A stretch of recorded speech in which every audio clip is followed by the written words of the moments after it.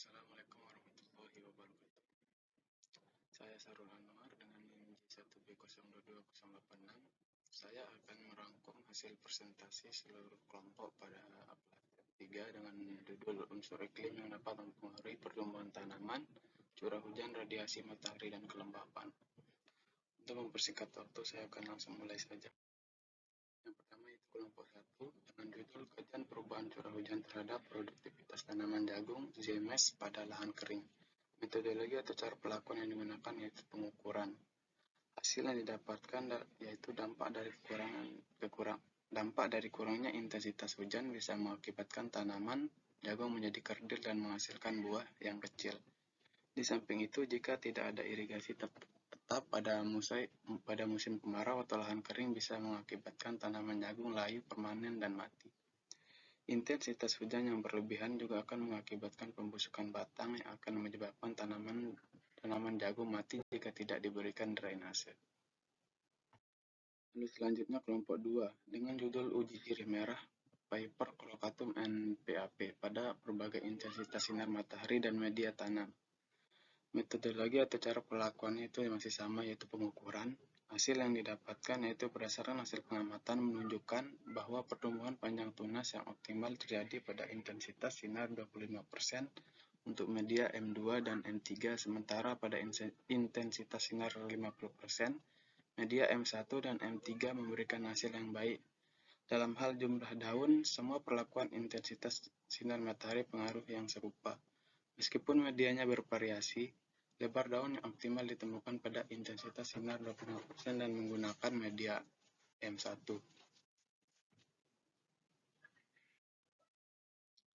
Penelitian ini menunjukkan bahwa secara keseluruhan, naungan menyebabkan peningkatan kandungan klorofil yang disebabkan oleh penggunaan paranet untuk membatasi paparan sinar matahari hingga 25%. Lalu selanjutnya pada kelompok 3 dengan judul regresi linear berganda kelembapan udara dan intensitas cahaya matahari terhadap produksi tanaman padi di perkotaan. Metode penelitian yang digunakan yaitu analisis deskriptif.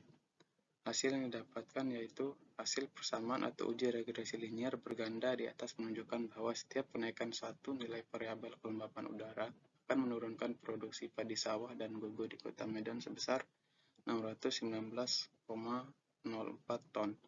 Sedangkan kenaikan satu nilai variabel penyinaran matahari akan menurunkan produksi padi sawah dan gogo di Kota Medan sebesar 249,94 ton. Hal ini dapat diketahui bahwa setiap kenaikan kelembapan udara dan intensitas cahaya matahari di Kota Medan berpengaruh besar terhadap produksi tanaman padi sawah di ladang yang dihasilkan.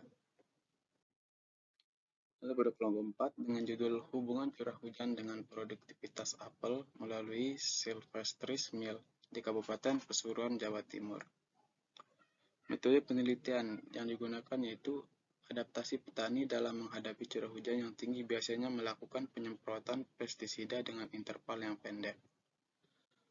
Hasil yang didapatkan yaitu curah hujan memiliki pengaruh yang signifikan terhadap produktivitas apel. Jika curah hujan terlalu rendah, tanaman apel akan mengalami kekeringan dan sulit untuk tumbuh dengan optimal. Kekeringan dapat menyebabkan tanaman menjadi stres, menghambat pertumbuhan dan perkembangan buah, serta mengurangi produksi apel.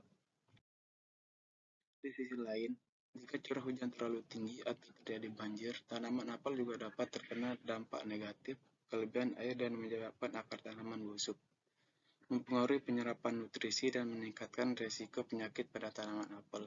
Hal ini juga dapat menghambat proses penyerbukan dan pembuahan, yang berpotensi mengurangi jumlah buah yang dihasilkan. Upaya yang dapat dilakukan untuk mengatasi permasalahan terhadap pengaruh curah hujan terhadap produktivitas apel yaitu dengan drainase yang baik. Lanjut pada kelompok 5, pengaruh temperatur terhadap kecepatan pertumbuhan kacang tolo, Pigna sp. Cara pelakuannya yaitu sampel pada penelitian ini yaitu tanaman Pigna sp yang diberi 3 perlakuan yaitu suhu ruang, open, dan refrigerator dan dilakukan pengulangan sebanyak 3 kali.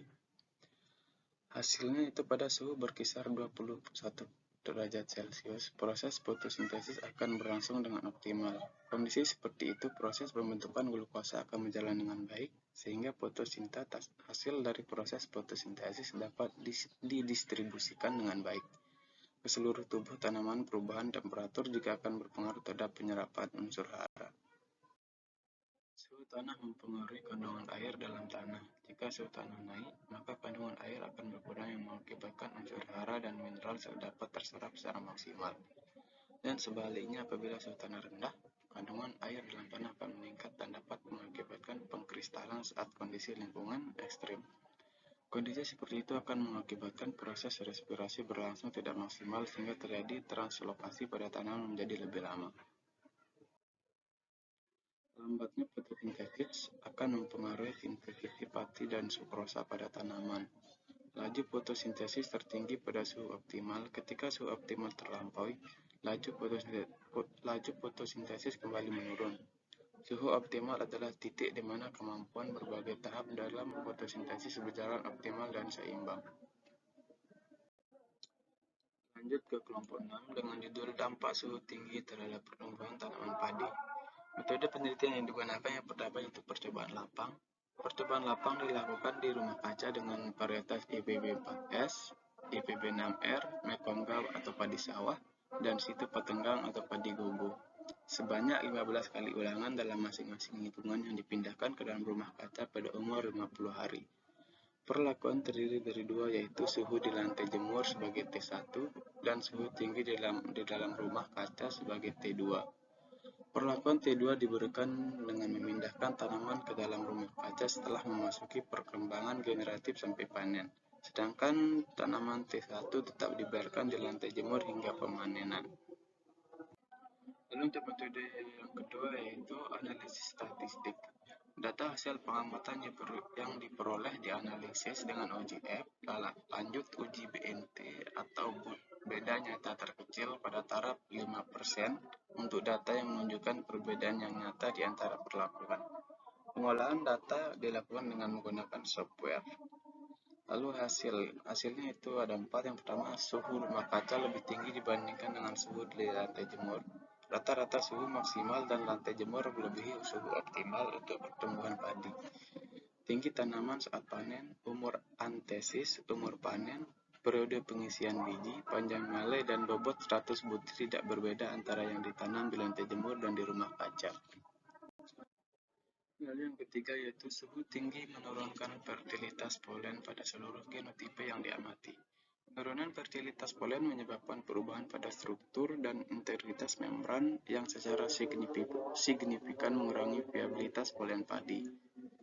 Lalu yang keempat, laju dan kecepatan pengisian biji dipengaruhi oleh perubahan suhu dan lingkungan selama pertumbuhan. Suhu yang terlalu tinggi menyebabkan laju pengisian asimilat ke gabah menurun, sementara intensitas penyiraman yang rendah dapat menurunkan laju pengisian gabah. Lanjut ke kelompok 7 yaitu evaporasi.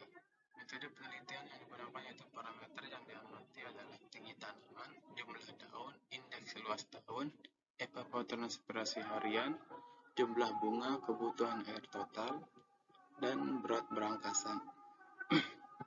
Data hasil pengamatan selanjutnya dianalisis menggunakan analisis keragaman pada taraf nyata 5% dan 1%. Jika hasil satu menunjukkan beda nyata, maka akan diberlakukan uji lanjut yaitu dengan uji beda nyata terkecil atau BNT. Berdasarkan hasil penelitian, ini dapat disimpulkan bahwa pengaruh defisit evapotranspirasi terhadap pertumbuhan tanaman dan efisiensi penggunaan air pada 3 varietas kedelai adalah 1. Perlakuan defisit evapotranspirasi pada 3 varietas kedelai menunjukkan hasil sangat berbeda nyata pada parameter pertumbuhan dan produksi tetapi tidak berbeda nyata pada interaksi. Yang kedua yaitu varietas yang menghasilkan produksi terbaik dan paling tahan terhadap cekaman air adalah varietas Belize. Lanjut ke kelompok 8 dengan judul pengontrolan suhu dan kelembapan RH terhadap pertumbuhan vegetatif cabai merah Capsicum annum L pada Plant Factory. Metode yang dilakukan untuk perlakuan dalam penelitian ini dengan memberikan variasi suhu dengan kelembapan yang konstan. Untuk nilai suhu tanaman yaitu yang pertama 24 derajat Celcius, 27 derajat Celcius, dan 30 derajat Celcius, serta RH kat plus minus 80%. Pengambilan data dilakukan setiap 3 hari sekali dimulai dari tanaman umur ke-21 ha. Pada penelitian ini menggunakan 3 tanaman cabai merah dengan 3 kali pengulangan di setiap perlakuan dan 3 tanaman kontrol. Desain Plant Factory pada penelitian ini mampu mengontrol suhu dan kelembapan dengan menggunakan sensor LM35 dan DHT11. Berdasarkan hasil pengamatan, diketahui bahwa desain ini mampu mengontrol suhu pada set point di 24 derajat Celcius, 20 derajat Celcius, dan 30 derajat Celcius dengan nilai error plus minus 3 derajat Celcius. Pengaruh suhu dan kelembapan yang sesuai dengan tanaman cabai pada ruang plant factory yaitu suhu 27 derajat Celcius yang menghasilkan tinggi tanaman, diameter batang, dan daun yang lebih tinggi dibandingkan dengan set point lainnya. Dengan hasil tinggi tanaman 12,92 cm, diameter batang 0,44 cm, dan jumlah daun yaitu 8 daun. Selanjutnya itu kelompok 9, pengaruh pengurangan intensitas radiasi matahari terhadap pertumbuhan dan kualitas selada romaine, Lactuca sativapar longifolia. Cara pelakuannya yaitu yang pertama tanpa naungan dan yang kedua ternaung. Pada yang ternaung yaitu selada romaine dibiarkan terkena matahari langsung dengan perlakuan terkontrol. Lalu pada yang ternaung yaitu perlakuan penggunaan naungan plastik UV 14%. Naungan yang digunakan memiliki tinggi 2 meter, lebar 1,5 meter, dan panjang 2 meter. Lalu hasil yang didapatkan pada yang naungan yaitu warna daun lebih gelap, ketiga kerenyahan daun yang relatif lebih rendah, dan yang keempat kanopi yang padat dan berdaun dan tebal.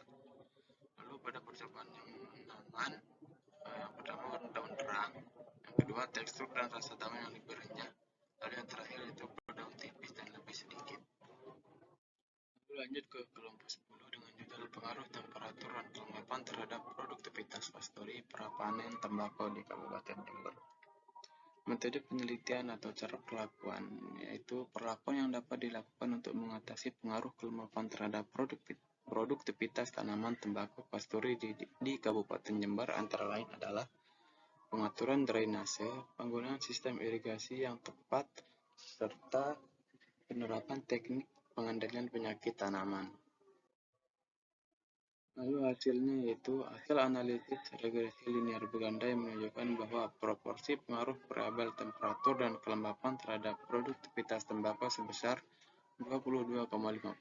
Selain itu, perlakuan yang tepat juga dapat membantu dalam menjaga dan kesehatan tanaman mengurangi risiko penyakit tanaman akibat kelembapan berlebihan.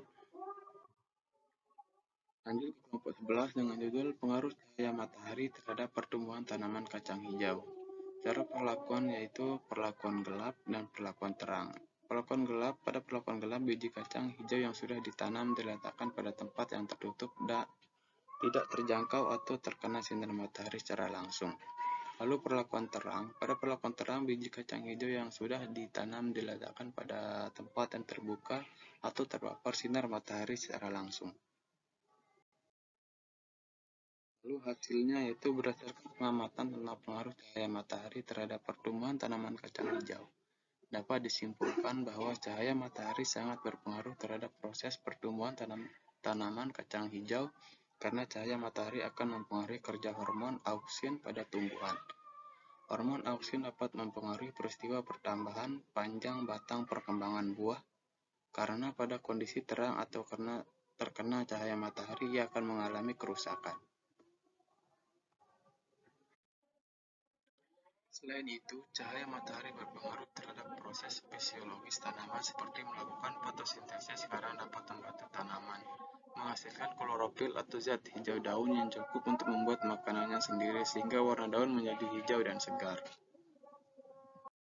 Baik, lanjut ke kelompok 13, pengaruh perubahan iklim terhadap produktivitas tanaman cengkeh Syzygium aromaticum di Pulau Haruku, Kabupaten Maluku Tengah. Cara perlakuan atau metodologi yang digunakan yaitu penelitian ini merupakan gabungan antara penelitian kuantitatif dan kualitatif. Pengumpulan data dilakukan melalui survei lapang terhadap responden kunci dan pengumpulan data sekunder pada instansi terkait. Analisis kuantitatif digunakan untuk mengukur dampak perubahan beberapa variabel iklim terhadap produksi tanaman cengkeh. Hasilnya yaitu variabel suhu tidak berkorelasi dengan produksi ditunjukkan dengan nilai R yang lebih kecil dari R tabel yaitu 0,632 pada lokasi penelitian dengan kontribusi hanya 22,9% selama 10 tahun terakhir. Suhu meningkatkan perkembangan tanaman sampai batas tertentu. Hubungan suhu dengan pertumbuhan tanaman menunjukkan hubungan yang linear sampai batas tertentu setelah tercapai titik maksimum atau puncak. Hubungan kedua variabel itu menunjukkan hubungan parabolik. Kemudian kelompok 14 dengan judul pengaruh intensitas cahaya matahari dan ketersediaan air terhadap tanaman cabai rawit. Cara perlakuan atau metode yang digunakan yaitu dilakukan dengan menggunakan rancangan acak lengkap dengan dua perlakuan yaitu berupa intensitas cahaya matahari yang terdiri dari 100% intensitas cahaya matahari atau 4287 lux dan 50% atau 2757 lux. Sedangkan yang kedua berupa kadar air dalam tanah sebagai media tanam yang terdiri dari 75%, 50% dan 25% kapasitas lapang. Masing-masing kombinasi perlakuan diulang sebanyak 4 kali. Cara menggali tanah sampai kedalaman 20 cm, kemudian tanah diaduk secara merata dan dikering anginkan selama 3 hari. Lalu hasil yang didapatkan yaitu penelitian ini menunjukkan bahwa intensitas cahaya sangat mempengaruhi pertumbuhan tanaman. Tanaman yang diberikan perlakuan intensitas cahaya matahari sebesar 100% atau 4287 lux memiliki parameter pertumbuhan tanaman tinggi tanaman, barat kering tanaman, dan luas daun yang lebih tinggi dibandingkan dengan yang diberikan intensitas cahaya 50% atau 2527 lux pada setiap kadar air yang diberikan GB 1, 2, dan 3. Meskipun setiap jenis tanaman memerlukan tingkat intensitas cahaya tertentu untuk melakukan fotosintesisnya secara optimum. Lalu lanjut ke kelompok 15, kelompok yang terakhir yaitu pengaruh intensitas cahaya matahari terhadap pertumbuhan tanaman kedelai atau glycine max. Cara pelakuan atau metode kegiatan penelitian ini yang diterapkan adalah eksperimen dengan memberikan perlakuan naungan pada bedengan yang ditanami kedelai. Hasil kegiatan penelitian yang dilakukan menunjukkan bahwa perlakuan naungan yang berpengaruh terhadap pertumbuhan tanaman kedelai yang ditunjukkan adanya perbedaan signifikan pada tinggi tanaman dan jumlah daunnya. Tanaman kedelai merupakan tanaman yang menyukai cahaya matahari sehingga membutuhkan intensitas yang optimum bagi proses pertumbuhannya. Yang terakhir itu kesimpulan.